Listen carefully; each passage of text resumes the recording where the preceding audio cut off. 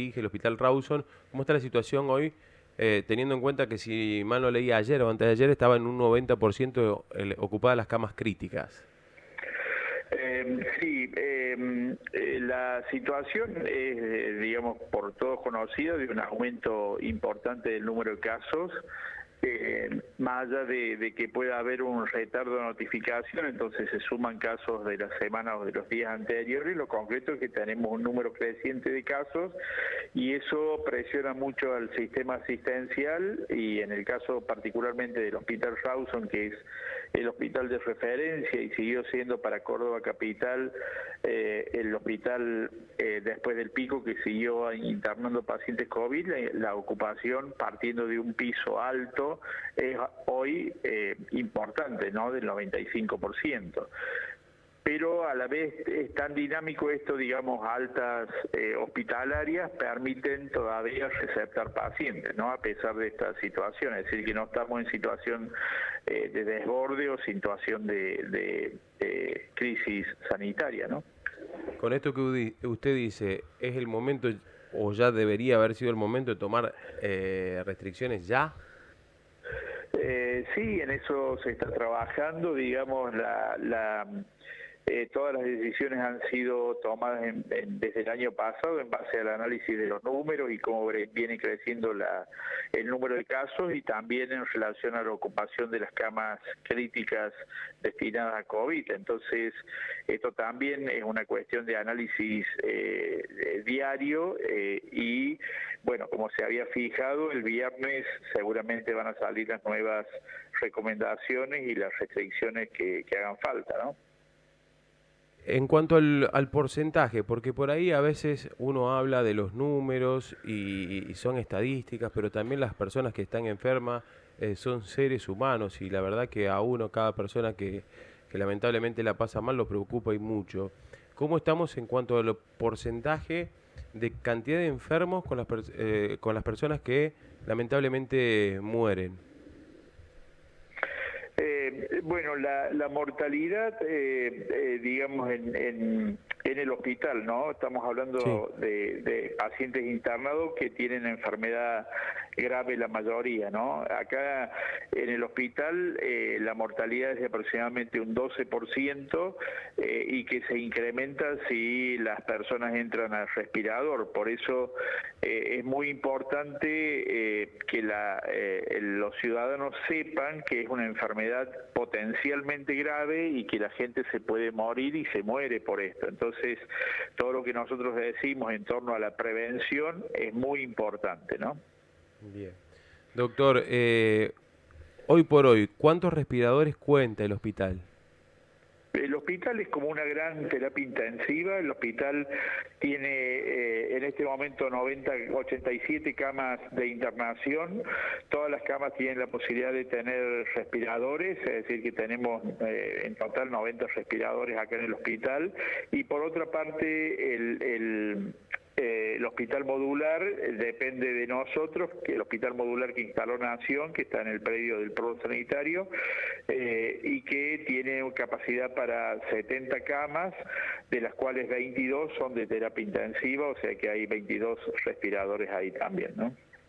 Doctor Damián, es mi nombre, un gusto. ¿Cómo le va? Buen Hola día. Damián, ¿cómo estás? Doctor, ¿y cómo están manejando el resto de las patologías? Digamos, hablamos de que no sean pacientes COVID. Bien, nosotros, el hospital entero está destinado a la internación COVID. En este momento no recepta otro tipo de internación que no sea COVID. Sí estamos atendiendo por consultorios externos, que son en realidad contenedores oficina. Estamos atendiendo la patología prevalente nuestra, que es VIH-Sida, hepatitis, infección de transmisión sexual, y algunas cuestiones ginecológicas propias de este hospital, ¿no? Claro.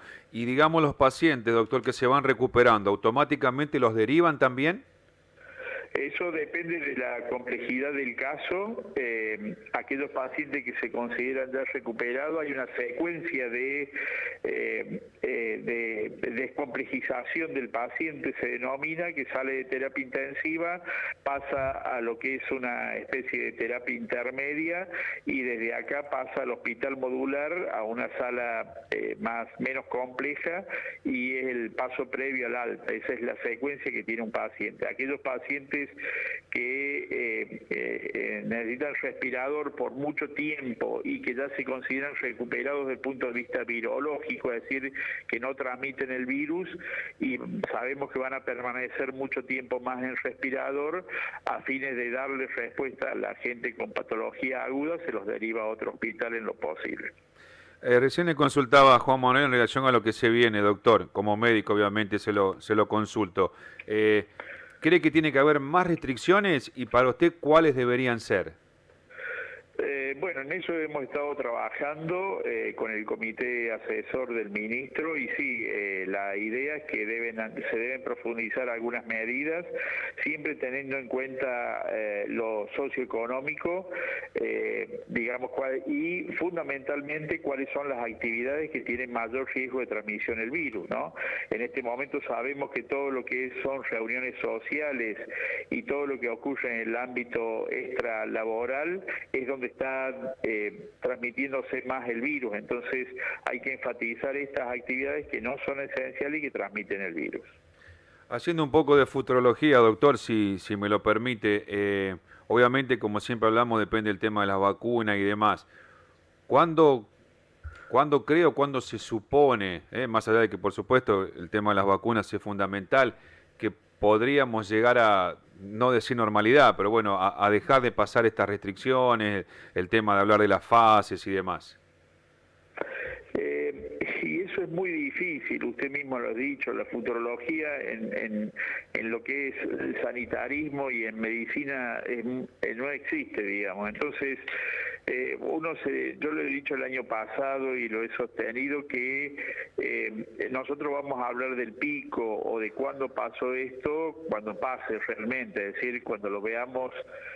Cuando miremos para atrás y digamos como el año pasado, bueno, el pico fue en octubre, si ustedes recuerdan, el año pasado todas las predicciones hablaban del pico primero en mayo, después en junio, en agosto, en septiembre y terminó siendo en octubre, es decir, es muy difícil porque una cuestión es el análisis matemático y otra cuestión es la biología del virus y cómo se comportan las personas, es decir, hay una variable que es lo matemático, pero después dos variables que uno no puede predecir el comportamiento, ni el comportamiento del virus ni el comportamiento de las personas. Y de hecho estamos en esta situación de 4.000 casos diarios, ¿no? Entonces es muy difícil aventurar un pronóstico. Sí, yo creo que hay cuestiones que van a permanecer aún después de la pandemia, es decir, hay cambios de conducta que van a permanecer aún cuando pase la pandemia, ¿no?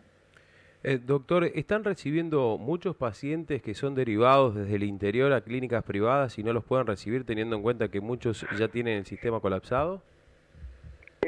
Sí, en realidad, felizmente el interior tiene una red asistencial que ha permitido, digamos, a través de redes sociales dispuestas por el Ministerio de Salud, una muy buena coordinación para la derivación de pacientes, y derivación de pacientes de los mismos efectores del interior. Si bien nosotros receptamos, tanto Hospital San Roque como Hospital Rawson receptan pacientes del interior, la mayoría de los pacientes que tienen necesidad de internación en el interior son receptados por el mismo sistema del interior, ya sea público o privado. Es decir que creo que eso es una gran cosa y cómo sea el interior, de alguna u otra manera, el interior de la provincia, digamos, se ha puesto al frente de toda esta cuestión en la asistencia a las personas COVID, ¿no? Bien. Doctor, ¿algún mensaje que le quiera dejar a la sociedad? Y fundamentalmente lo que decía al principio, la enfermedad esta existe, la gente se muere por esta enfermedad, ustedes mismos lo dijeron, una cosa es hablar del número de estadística y otra es cuando le toca a una persona de cerca y que esa persona se muere y que puede ser el papá, la mamá, el hermano, la hermana. Entonces la gente se muere de esto, la gente tiene enfermedad grave por esto. Entonces todos nosotros debemos ser agentes de prevención en este momento, tener el mismo objetivo que tratar de que el virus disminuya su circulación, y más allá de cualquier cuestión política, partidaria, religiosa, futbolística, el objetivo debe ser tratar de reducir la circulación viral. Entonces todos debemos ser socialmente responsables y desarrollar las medidas preventivas, el uso del barbijo, no juntarse si no es necesario, las actividades sociales no son esenciales, por lo tanto por lo menos por 20 días hay que suprimirlas y evitar estar en contacto con personas que están con enfermedades respiratorias. Doctor, la última de mi parte. Debido al gran salto de contagios que hubo estos últimos días, ¿se podría llegar a decir que estamos en el pico de la segunda ola? Bueno, eso lo acabo de decir, que es muy difícil decir cuándo va a ser el pico. El año pasado, insisto con esto, hablamos del pico prácticamente todo el año y el pico fue en octubre. Y acá va a pasar lo mismo. Vamos a hablar del pico cuando el pico haya pasado, ¿sí? Uh-huh. Doctor, primero agradecerle por estos minutos y segundo por todo lo que están haciendo. La verdad que hace más de un año que le están poniendo el pecho a esta situación que es bastante compleja y que, como dice usted, no sabemos cuándo va a terminar. Exactamente, nosotros le agradecemos en realidad a usted, a los comunicadores, porque bueno, el trabajo de ustedes para nosotros, la ayuda de ustedes para nosotros es muy importante, así que muchas gracias. Un fuerte abrazo. Tengan buenos días. Allí pasaba el doctor Miguel Díaz, director del Hospital Rawson. Gracias a Lisandro por el contacto, porque la verdad, bueno,